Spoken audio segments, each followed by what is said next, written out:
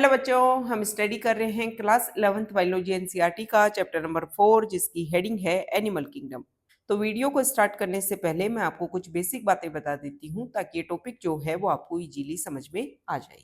तो first point तो आपको ये क्लियर होना चाहिए कि एनिमल किंगडम में कौन से ऑर्गेनिज्म आते हैं और एनिमल किंगडम में जो भी मेंबर्स आते हैं उनमें क्या क्या फीचर्स देखने को मिलते हैं। हमारी ये जो अर्थ है, इस अर्थ पे जितने भी लिविंग ऑर्गेनिज्म हैं उन लिविंग ऑर्गेनिज्म को 5 किंगडम में डिवाइड किया जाता है। ये जो 5 किंगडम क्लासिफिकेशन है ये 1969 में एक साइंटिस्ट हुए R.H. विटेकर, उन्होंने दिया था। तो इस अर्थ पे जितने भी लिविंग ऑर्गेनिज्म हैं उनको 5 किंगडम में डिवाइड कर दिया गया। एक किंगडम का नेम है मोनेरा और इस मोनेरा में इस अर्थ पे जितने भी प्रोकैरियोट्स हैं वो सारे के सारे प्रोकैरियोट्स जो हैं वो मोनेरा किंगडम में आते हैं। एक किंगडम है प्रोटिस्टा। प्रोटिस्टा किंगडम में इस अर्थ पे जितने भी यूनिसेलुलर यूकैरियोट्स हैं वो सारे मेंबर्स आते हैं प्रोटिस्टा में। फिर है फंगी, फिर है प्लांटी और लास्ट जो किंगडम जिसके बारे में हम इस चैप्टर में पढ़ेंगे वो है एनिमेलिया। अब ये जो फंगी, प्लांटी और एनिमेलिया, ये जो किंगडम है इनमें जो भी मेंबर्स आते हैं वो मल्टीसेलुलर होते हैं, यूकैरियोट्स होते हैं। लेकिन फिर भी कुछ डिफरेंस होता होगा, तभी तो अलग अलग किंगडम के नेम है भाई। फंगी अलग है, प्लांटी अलग है और एनिमेलिया अलग है। ये जो फंगी और प्लांटी के जो मेंबर्स होते हैं इनमें सेल वॉल देखने को मिलती है, लेकिन सेल वॉल का कंपोजिशन अलग होता है। फंगी में जो मेंबर्स होते हैं उनमें सेल वॉल जो है वो काइटिन की बनी होती है और प्लांटी में जो मेंबर्स होते हैं उनमें सेल वॉल जो है वो सेलुलोज की बनी होती है। बात कर लेते हैं एनिमेलिया किंगडम की। तो एनिमेलिया किंगडम के जो मेंबर्स होते हैं उनमें सेल वॉल एब्सेंट होती है। तो ये बेसिक डिफरेंस हो गया फंगी, प्लांटी और एनिमेलिया के बीच में। अब स्पेसिफिक हम एनिमल किंगडम की बात करेंगे। तो एनिमल किंगडम में जो मेंबर्स आते हैं वो मल्टीसेलुलर होते हैं, यूकैरियोट्स होते हैं, सेल वॉल जो है वो एब्सेंट होती है और ये हेटेरोट्रोप्स होते हैं। हेटेरोट्रोप्स का मतलब ये है कि अपने फूड के लिए डायरेक्टली प्लांट्स के ऊपर या फिर इनडायरेक्टली प्लांट्स के ऊपर डिपेंड करते हैं। अब ये जो एनिमल किंगडम है इसको हम 11 फाइला में डिवाइड करते हैं। ये जो 11 फाइला है इनके नेम आपको एक तो सीक्वेंस में याद होने चाहिए। फर्स्ट नंबर पे जो फाइलम आता है उसका नेम है पोरीफेरा। इसके बाद में जो फाइलम है उसका नेम है सिलेंट्रेटा। फिर है टीनोफोरा। इसके बाद में आते हैं प्लेटीहेलमिंथीज, फिर एस्केलमेंथीज, फिर है एनेलिडा। एनेलिडा के बाद में जो फाइलम आता है वो लार्जेस्ट फाइलम है इस अर्थ का, उसका नेम है आर्थ्रोपोडा। उसके बाद में सेकंड लार्जेस्ट फाइलम आता है जिसका नेम है मोलस्का। उसके बाद में जो फाइलम आता है उसका नेम है इकाइनोडर्मिटा।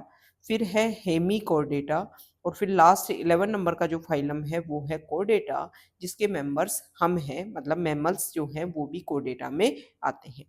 तो ये 11 फाइलम है। अब ये जो 11 फाइलम के मेंबर है ये सारे के सारे मल्टीसेलुलर हैं, सारे के सारे यूकैरियोट्स हैं, सब में सेल वॉल एब्सेंट है और सब के सब हेटेरोट्रोप्स हैं। लेकिन फिर भी इनमें कुछ डिफरेंस होता है, उसी के बेसिस पर इनको 11 फाइलम में रखा गया है। तो आज के इस वीडियो में हम वो ही पॉइंट को पढ़ने वाले हैं कि ये 11 फाइलम का जो डिवीजन है वो किन किन बेसिस के ऊपर किया गया है। तो अब हम एनसीईआरटी की एक एक लाइन को क्लियर कर लेते हैं। तो सबसे पहले तो हम व्यू कर लेते हैं कि इस चैप्टर में हम किन पॉइंट्स को स्टडी करेंगे। तो इस चैप्टर में हम पढ़ेंगे बेसिस ऑफ क्लासिफिकेशन के बारे में और क्लासिफिकेशन ऑफ एनिमल्स के बारे में। तो आज का जो हमारा टॉपिक है वो है basis of classification. When you look around, you will observe different animals with the different structure and forms. जब आप अपने आसपास देखोगे तो आपको डिफरेंट एनिमल्स देखने को मिलेंगे और वो डिफरेंट एनिमल जो हैं वो डिफरेंट स्ट्रक्चर के साथ में और डिफरेंट फॉर्म्स के साथ में प्रेजेंट होते हैं। As over a million species of animals have been described till now, the need for classification becomes all the more important. अब तक की अगर हम बात करें तो एनिमल्स की मिलियंस ऑफ स्पीसीज को डिस्क्राइब किया जा चुका है। तो अगर एनिमल्स की मिलियंस ऑफ स्पीसीज को डिस्क्राइब किया जा चुका है तो इन स्पीसीज का जो प्रॉपर क्लासिफिकेशन है वो होना बहुत ही ज़्यादा जरूरी है। तभी तो हमें बेसिक डिफरेंस समझ में आएगा किस तरीके से अलग अलग जो लिविंग ऑर्गेनिज्म है, जो एनिमल किंगडम के मेंबर्स हैं, उनमें क्या क्या डिफरेंस देखने को मिलता है, ये सारी बातें क्लियर हो पाएंगी। The classification also helps in assigning a systematic position to newly described species. अच्छा, ये मिलियंस ऑफ स्पीसीज जो एनिमल किंगडम की अब तक डिस्क्राइब की जा चुकी हैं, इनका क्लासिफिकेशन करने से हमें एक बेनिफिट ये भी होगा, जो न्यूली डिस्क्राइब्ड स्पीसीज है एनिमल की, उनका हम एक सिस्टमेटिक पोजीशन बना पाएंगे कि भाई ये फीचर्स देखने को मिल रहे हैं। हमने पहले जो भी अपने को स्पीसीज मिली है एनिमल की, उनके फीचर्स के बेसिस पर हमने उनकी कैटेगरी बना दी, हमने उनका फाइलम बना दिया। हमें एनिमल की कोई नई स्पीसीज मिलती है तो हमने जो पहले जो ग्रुप्स बनाए हैं उनके फीचर्स के बेसिस पर, और ये जो नई स्पीसीज मिली है इनके फीचर्स में हम कुछ कंपैरिजन करके उनको जो है वो इजीली उनको एक प्रॉपर जो है वो कंडीशन में रख सकते हैं। अब टॉपिक है बेसिस ऑफ क्लासिफिकेशन, कि ये जो एनिमल किंगडम है इसको हमने 11 फाइलम में डिवाइड किया है। तो ये 11 फाइलम में डिवाइड करने का क्या क्या बेसिस रहा है। In spite of differences in structure and form of different animals, there are fundamental features common to various individuals in relation to the arrangement of cells, body symmetry, nature of coelom, patterns of digestive, circulatory और reproductive systems।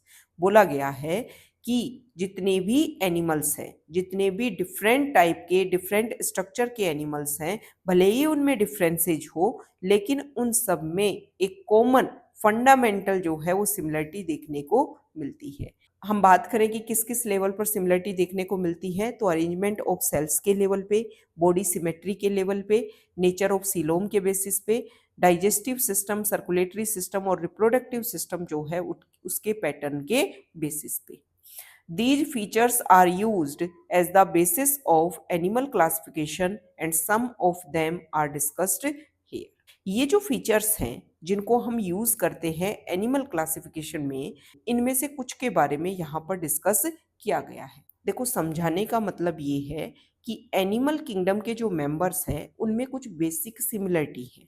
Basic similarity क्या है कि सब multicellular हैं, सबके सब eukaryotes हैं, सब में सेल वॉल एब्सेंट है, सब हेटेरोट्रोप्स हैं। लेकिन उसके बाद में भी उनमें कुछ जो है वो डिफरेंसेस देखने को मिलते हैं, तभी तो 11 फाइलम बनाए गए। तो बोला गया है कि क्या क्या उनमें सिमिलरिटी होने के बाद में भी उनमें डिफरेंसेस देखने को मिल रहे हैं, उन डिफरेंसेस के बारे में, उन बेसिस को हम यहाँ पर डिस्कस करने वाले हैं। तो फर्स्ट जो बेसिस है वो है levels of organisation. Levels of organisation का मतलब ये है कि मल्टी सेलुलर तो है एनिमल किंगडम के मेंबर्स, लेकिन ये मल्टीपल जो सेल्स है उनका अरेंजमेंट किस लेवल तक डेवलप हो गया है, कि भाई मल्टीपल सेल प्रेजेंट है सिर्फ ऐसे है, या फिर मल्टीपल सेल्स जो हैं उनमें कुछ कोऑर्डिनेशन डेवलप हुआ, उसके बेसिस पे टिश्यू बन गई, फिर कोऑर्डिनेशन होकर के ऑर्गन बन गया, फिर ऑर्गन में कोऑर्डिनेशन होकर के ऑर्गन सिस्टम बन गया। दो all members of Animalia are multicellular. All of them do not exhibit the same pattern of organization of cells। यद्यपि एनिमल किंगडम के जो मेंबर्स हैं वो सारे के सारे मल्टीसेलुलर हैं, लेकिन इन मल्टीपल सेल्स में भी किस तरीके का कोऑर्डिनेशन है वो सभी मेंबर्स में इक्वल नहीं है। मतलब pattern of organisation of cells जो है वो डिफरेंट देखने को मिलता है हर मेंबर में। For example in sponges, sponges क्या है, जो फर्स्ट फाइलम है पोरिफेरा, उसी का कॉमन नेम है sponges. The cells are arranged as loose cell aggregate, that means they exhibit cellular level of organisation. जो स्पॉन्जेस हैं, मतलब जो पोरिफेरा के मेंबर्स हैं, उनमें मल्टीपल सेल्स तो प्रेजेंट है, लेकिन ये जो मल्टीपल सेल्स जो हैं इनमें ज़्यादा कुछ कोऑर्डिनेशन डेवलप नहीं हुआ है, इसलिए इसको सेल्यूलर लेवल ऑफ ऑर्गेनाइजेशन बोलते हैं। Some division of labour activities occur among the cells. ये जो पोरिफेरा के जो मेंबर्स होते हैं वो मल्टीसेलुलर है, मतलब मल्टीपल सेल्स प्रेजेंट है, लेकिन इन सेल्स में कोऑर्डिनेशन होकर के टिश्यू जैसी कंडीशन नहीं बन पाई। लेकिन इन सेल्स में जो है वो डिवीजन ऑफ लेबर प्रेजेंट है, मतलब कुछ सेल्स जो है वो डाइजेशन का काम करेगी, कुछ सेल्स जो है वो अदर वर्क करेंगी। तो डिवीजन ऑफ लेबर या फिर डिवीजन ऑफ एक्टिविटीज जो है वो देखने को मिलती है। In coelenterates the arrangement of cells is more complex. Coelenterata जो सेकेंड नंबर का फाइलम है उसमें सेल्स का जो अरेंजमेंट है वो पोरिफेरा के कंपैरिजन में थोड़ा कॉम्प्लेक्स देखने को मिलता है। Here the cells performing the same function are arranged into tissues, hence is called tissue level of organization। जो सिलेंट्रेट्स के मेंबर हैं या फिर मैं बात करूं जो टीनोफोरा के मेंबर्स हैं उनमें मल्टीपल जो सेल्स होती हैं उनमें कोऑर्डिनेशन डेवलप होने लगता है और कोऑर्डिनेशन डेवलप होकर के वो टिश्यू बनाने लगते हैं। इसलिए सिलेंट्रेट और टीनोफोरा में टिश्यू लेवल ऑफ ऑर्गेनाइजेशन देखने को मिलता है। A still higher level of organization, that means organ level, is exhibited by members of Platyhelminthes and other higher phyla, where tissues are grouped together to form organs, each specialized for a particular function. कि प्लेटीहेल्मिन्थीस और उसके बाद के जो other higher phyla है उन सब के जो मेंबर्स होते हैं उन सब में ऑर्गन लेवल कंडीशन देखने को मिलती है। हालांकि अगर हम बात करें तो एस्केलमेंथीज से ऑर्गन सिस्टम की कहानी डेवलप हो जाती है। ऑर्गन सिस्टम का मतलब ये होता है कि ऑर्गन्स ऑर्गन्स जो हैं उनके बीच में कोऑर्डिनेशन डेवलप हुआ और एक सिस्टम जो है वो बन गया। जैसे कि मैं बात करूं डाइजेस्टिव सिस्टम, तो डाइजेस्टिव सिस्टम में स्टमक हो गया, लीवर हो गया, पेनक्रियाज हो गया, इंटेस्टाइन वाला पार्ट हो गया, ये सब मिलकर के इसोफेगस हो गया, ये सब मिलकर के उन्होंने डाइजेस्टिव सिस्टम बना लिया। मतलब अदर अदर ऑर्गन्स ने कोऑर्डिनेशन किया और फिर उन्होंने एक सिस्टम को डेवलपमेंट कर लिया। In animals like annelids, arthropods, mollusc, echinoderms and chordates, organ have associated to form functional system, each system concerned with a special physiological function। बोला गया है कि एनेलिड्स से भी पहले जो एस्केलमेंथीज होते हैं वहां से और कोर्डेटा तक जो मेंबर्स होते हैं उन सब में ऑर्गन सिस्टम की कहानी डेवलप हो जाती है। Organ system in different group of animals exhibit various patterns of complexities. Organ system के लेवल पर अगर हम जाकर के देखें तो अदर अदर एनिमल्स के जो ग्रुप है उनमें अदर अदर लेवल की कॉम्प्लेक्सिटी जो है वो देखने को मिलती है। For example, the digestive system in Platyhelminthes has only a single opening to the outside of the body that serves as both mouth and anus and is hence called incomplete। Digestive system की बात की गई है कि Platyhelminthes जो phylum है उसके जो मेंबर्स हैं उनमें सिर्फ एक ही ओपनिंग देखने को मिलती है। यही ओपनिंग जो है वो बॉडी में माउथ की तरह बिहेव करती है और यही ओपनिंग जो है वो बॉडी में एनस की तरह बिहेव करती है और इस तरीके के सिस्टम को बोला जाता है इनकम्प्लीट डाइजेस्टिव सिस्टम, या फिर इसी के लिए एक टर्म यूज की जाती है जिसको बोला जाता है blind sac body plan. A complete digestive system has two openings, mouth and anus। जो कंप्लीट डाइजेस्टिव सिस्टम होता है उसमें दो ओपनिंग्स होती हैं, एक ओपनिंग माउथ की तरह और एक ओपनिंग जो है वो एनस की तरह बिहेव करती है। और ये कहानी कंप्लीट डाइजेस्टिव सिस्टम या फिर इसी के लिए दूसरी टर्म यूज की जाती है tube with in tube body plan. और ये प्लान जो है वो डेवलप होता है एस्केलमेंथीज से और कोर्डेटा तक रेगुलर देखने को मिलता है। Similarly the circulatory system may be of two types. जिस तरीके से डाइजेस्टिव सिस्टम दो टाइप का हो सकता है, इनकम्प्लीट और कंप्लीट, उसी तरीके से सर्कुलेटरी सिस्टम भी जो है वो दो टाइप का हो सकता है, एक ओपन टाइप का और एक क्लोज टाइप का।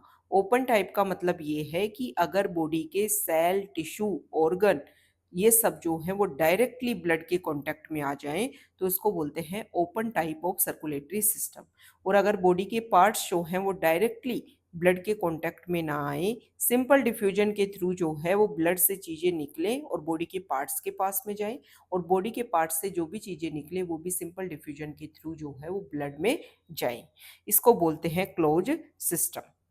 Open type, in which the blood is pumped out of heart and the cells and tissues are directly bathed in it। Open type में क्या होता है, हार्ट से ब्लड बाहर निकलता है और बॉडी के जो सेल और टिश्यू होते हैं वो डायरेक्टली ब्लड में डूबे रहते हैं। Close type, in which the blood is circulated through a series of vessels of varying diameter, arteries, veins and capillaries। Close type of circulatory system जो होता है उसमें ब्लड जो है वो अलग अलग टाइप की, अलग अलग डायमीटर की जो वेसल्स होती हैं उनके थ्रू सर्कुलेट करता है। और इन वेसल्स के नेम हैं आर्टरी, वेन और कैपिलरी। जहां पर भी बॉडी में डिफ्यूजन होना होता है वहां पर ब्लड की वेसल्स कैपिलरी में डिवाइड हो जाती है, और वो वेसल्स जो ब्लड को हार्ट से दूर ले जाती है वो आर्टरी होती है, और वो वेसल्स जो ब्लड को हार्ट की तरफ लेकर के आती है वो वेन्स होती है। अब नेक्स्ट बेसिस ऑफ क्लासिफिकेशन है सिमेट्री। सिमेट्री का मतलब ये होता है किसी भी लिविंग ऑर्गेनिज्म को हम कितने प्लेन से कट करें ताकि वो इक्वल हाफ्स में बढ़ जाए। तो तीन टाइप की सिमेट्री होती है। अगर हम किसी भी प्लेन से कट कर लें लेकिन जो लिविंग ऑर्गेनिज्म है वो दो इक्वल हाफ में नहीं डिवाइड होता है, इसको बोलते हैं एसिमेट्रिकल। दो या दो से ज्यादा प्लेन से कट करने पर भी अगर कोई लिविंग ऑर्गेनिज्म इक्वल हाफ्स में बढ़ जाता है तो उसको बोलते हैं रेडियल सिमेट्री। सिर्फ एक प्लेन से कट करने पर जो है वो लिविंग ऑर्गेनिज्म दो पार्ट में डिवाइड हो, इसको बोला जाता है bilateral symmetry. Animals can be categorised on the basis of their symmetry. Animals को हम उनकी सिमेट्री के बेसिस पर भी डिवाइड कर सकते हैं। स्पॉन्जेस, पोरीफेरा के जो मेंबर्स होते हैं उनका कॉमनली नेम होता है sponges. Sponges are mostly asymmetrical, that means any plane that passes through the center does not divide them into two equal halves। Porifera के जो मेंबर्स होते हैं उनका कॉमन नेम होता है स्पॉन्जेस, और ये ज्यादातर एसिमेट्रिकल होते हैं। मतलब आप किसी भी प्लेन से कट कर लो और वो प्लेन जो है वो उनको दो इक्वल हाफ्स में डिवाइड नहीं करता है। When any plane passing through the centre axis of the body divides the organism into two identical halves, it is called radial symmetry। जब किसी लिविंग ऑर्गेनिज्म को किसी भी प्लेन से कट करने पर भी वो दो इक्वल हाफ्स में डिवाइड हो जाता है, अगर नहीं होता है तो वो एसिमेट्रिकल है, और अगर डिवाइड हो जाता है किसी भी प्लेन से कट करने पर तो ऐसी सिमेट्री को बोलते हैं रेडियल सिमेट्री। किस किस में देखने को मिलती है? सिलेंट्रेटा, टीनोफोरा और इकाइनोडर्म्स जो हैं उनमें रेडियल सिमेट्री देखने को मिलती है। Animals like annelids, arthropods, etc., where the body can be divided into identical left and right halves in only one plane, exhibit bilateral symmetry। वो एनिमल जैसे कि एनेलिडा, आर्थ्रोपोडा, अब यहाँ पे तो दो का एग्जाम्पल दे रखा है, लेकिन अगर मैं बात करूं तो प्लेटी हेलमिंथीज से कोर्डेटा तक जो मेंबर्स होते हैं उनमें सिर्फ इकाइनोडर्मेटा का याद रखना। इकाइनोडर्मेटा का जो अडल्ट होता है उसमें तो रेडियल सिमेट्री होती है, और इकाइनोडर्मेटा का जो लार्वा होता है उसमें बाइलेटरल सिमेट्री होती है। तो बाइलेटरल सिमेट्री में क्या होता है, सिर्फ एक प्लेन से कट करने पर जो ऑर्गेनिज्म है वो दो हाउस में बढ़ जाता है, लेफ्ट और राइट हाउस में, और इस तरीके की सिमेट्री को बोला जाता है bilateral symmetry.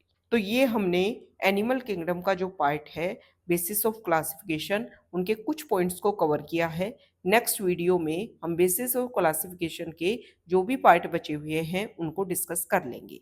Okay, thank you.